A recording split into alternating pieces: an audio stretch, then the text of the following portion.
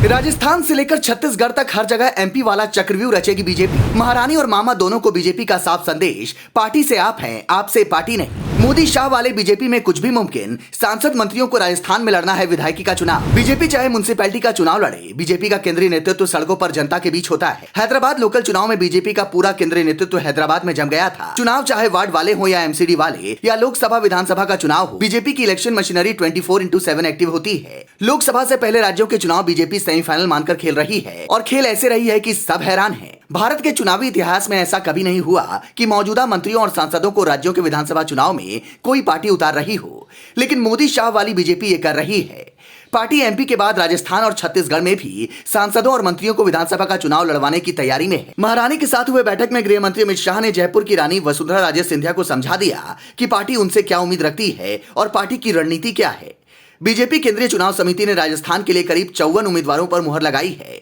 करीब 6 विधानसभा सीटों पर सांसदों को उम्मीदवार बनाया जा सकता है। राजस्थान की जिन सीटों पर चुनाव समिति में चर्चा की गई है वो सभी सीटें बी कैटेगरी की सीटें हैं, यानी वो सीटें हैं जिन्हें बीजेपी पिछले चुनाव में हार गई थी। मध्य प्रदेश की तर्ज पर राजस्थान में भारतीय जनता पार्टी अपने सांसदों को विधानसभा चुनाव मैदान में उतारने जा रही है। जिन सांसद और मंत्रियों को बीजेपी राजस्थान के मैदान में उतारने जा रही है वो नाम इस तरह से हैं: केंद्रीय मंत्री गजेंद्र सिंह शेखावत, केंद्रीय कृषि राज्य मंत्री कैलाश चौधरी, जयपुर ग्रामीण से सांसद राज्यवर्धन सिंह राठौर, राजसमंद से सांसद दिया कुमारी, चूरू से सांसद राहुल कासवान और अलवर से सांसद बाबा बालकनाथ शामिल हैं। कई मौजूदा विधायकों को पार्टी टिकट देने जा रही है। महारानी को उनका रोल समझा दिया गया है। साथ ही राजस्थान के प्रदेश नेतृत्व को साफ साफ मैसेज है कि पार्टी में खेमेबाजी नहीं होनी चाहिए। जो खेमेबाजी में दिखे निपटा दिए जाएंगे। बीजेपी की केंद्रीय चुनाव समिति की बैठक ने छत्तीसगढ़ की भी तकरीबन अधिकतम सीटों पर उम्मीदवार तय कर दिए हैं। करीब 69 सीटों पर चुनाव समिति में उम्मीदवार तय किए हैं। सभी मौजूदा विधायकों को फिर से टिकट दिया जा रहा है, जबकि कई सीटों पर मध्य प्रदेश का फॉर्मूला लागू हो रहा है और सांसदों को मैदान में उतारा जा रहा है। बिलासपुर से सांसद और छत्तीसगढ़ बीजेपी के अध्यक्ष अरुण साव को भी विधानसभा चुनाव लड़ाया जा सकता है। रायपुर से सांसद सुनील सोनी को भी टिकट दिया जा सकता है। दुर्ग से सांसद विजय बघेल का नाम पहले ही ऐलान किया जा चुका है। उन्हें मुख्यमंत्री भूपेश बघेल के खिलाफ चुनावी मैदान में उतारा गया है।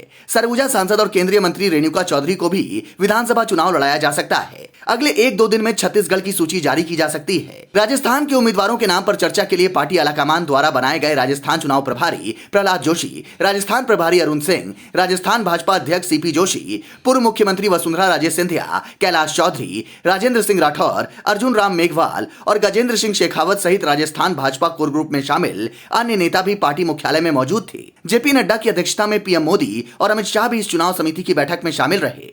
छत्तीसगढ़ के उम्मीदवारों के नाम पर चर्चा के लिए पार्टी आलाकमान के बनाए गए छत्तीसगढ़ चुनाव प्रभारी ओम प्रकाश माथुर, सह चुनाव प्रभारी मनसुख मंडाविया, पूर्व मुख्यमंत्री रमन सिंह और छत्तीसगढ़ प्रदेश अध्यक्ष अरुण साव सहित छत्तीसगढ़ भाजपा कोर ग्रुप में शामिल अन्य नेता मौजूद रहे। इन बैठकों में पीएम का साफ संदेश था: चुनाव जनता और विकास के मुद्दे पे लड़िए। केंद्र और राज्य सरकार में बीजेपी के कामों को लेकर जनता के बीच जाया जाए। Bureau report, leading Bharat TV.